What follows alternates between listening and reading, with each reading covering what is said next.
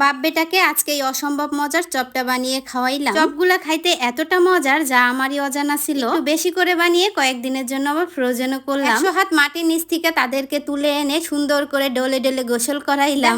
Dollar পরে কত সুন্দর গ্লেজ দিতে আছে। যাই হোক গাইস, ফাও কথা রাখি, এখন চলেন মূল রেসিপিতে যাই, নয়তো বা ইফতারিতে দেরি হয়ে যাবে না। ঘষে মেজে সুন্দর করে আমি ডলে ডলে গোসল করিয়ে তাহাদেরকে 3টা সিটি দিয়ে নামিয়ে নিলাম। এবারে সিদ্ধ আলুগুলোকে আমি সুন্দর করে গ্রেট করে নিতে আসি। যদি আপনাদের আমার মতো আচাইরা সময় থাকে তাহলে এই কাজটা করে, নয়তো বা হাত দিয়ে গুতে গুতে ম্যাশ করে নিয়ে এরপরে সেই গ্রেট করে আলুর ভিতরে দিয়ে দিলাম আমি পেঁয়াজের ব্রেস্তা, আর দিয়ে দিলাম লবণ, আর দিয়ে দিলাম জিরার গুঁড়া, আর দিয়ে দিলাম মরিচের গুঁড়া। ইফতারির পরে ভয়েস দিতে গেলে আমার সাথে এরকমই হয়, কোনটা রেখে কোনটা কুমার কোনটা থুয়ে কোনটা তুমি এটি আমি গোলাই ফেলাই। সব উপকরণ দেওয়ার পরে হাত দিয়ে ভালো করে আমি আলু ভর্তা করে নিলাম। এরপরে মঙ্গল গ্রহের থেকে আমি কতগুলা ধনিয়ার পাতা তুলে নিয়ে আসলাম। ধনিয়া পাতা দিয়ে ভর্তাটা মাখানোর পরে আমি কিছুটা ভর্তা আলাদা করে ফেলাইতেছি, কারণ আমাকে ছোট মন্ত্রী সাহেব আবার এত ঝাল খাইতে পারবে না, এজন্য বাদ বাকির ভিতরে আমি বেশি পরিমাণে ঝাল দিয়ে দিলাম। ঝাল ছাড়াটা আমাদের ছোট মাননীয় মন্ত্রী সাহেবের জন্য, আর বেশি ঝালাটা আমাদের জন্য। হাতের উপরে অল্প একটু আলু ভর্তা নিয়ে খুব সুন্দর করে চ্যাপটা করে দিলাম। এরপর আলুর সাথে আমি যে ডিম সিদ্ধ করছিলাম ওইখান থেকে আমি একটা ডিমকে 4 ভাগ করছি। 4 ভাগ করে এরপরে কি করতে আছে এটা তো দেখতেই পারতেছেন। এরপরে আর কি আমি হাতের সাহায্যে একটু গোল করে মানে একটু লম্বা করে নিলাম। ব্যাস এইভাবে একটু সুন্দর করে আপনারা যে যে শেপে পছন্দ করেন ওই শেপে দিবেন। এই তো আমি এই শেপটাই ভালো লাগছিল আমার, এই জন্য আমি এই শেপটাই দিলাম। তবে ডিমের পরিমাণটা আপনারা আপনাদের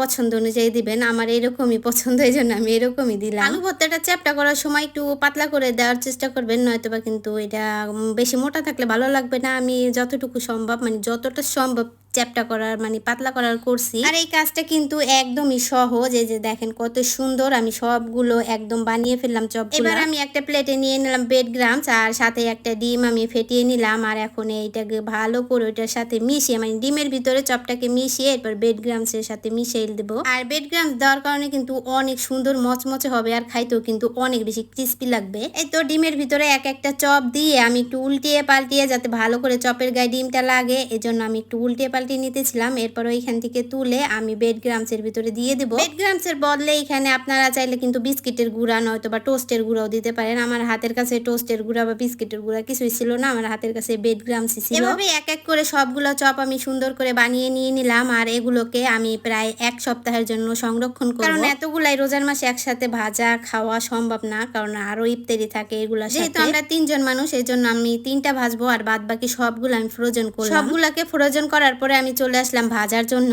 আর এই তো আমি তেলের ভিতরে দিয়ে দিলাম, আর এই জন্য নিয়ে নিলাম কালো কড়াই, কারণ কালো কড়াইতে ভাজাভুজি করতে আমার এবার একটু বেশি ভালো লাগে। হালকা আছে আমি খুব সুন্দর করে এখানে 3টা চপই ভাজা নিতেছিলাম, সাথে আরো বেগুনের চপ ভাজছিলাম। আর এই বড়া আর এই চপগুলা খাইতে কিন্তু অনেক বেশি মজা, বাসায় একবার হলো ট্রাই করে দেখতে পারেন।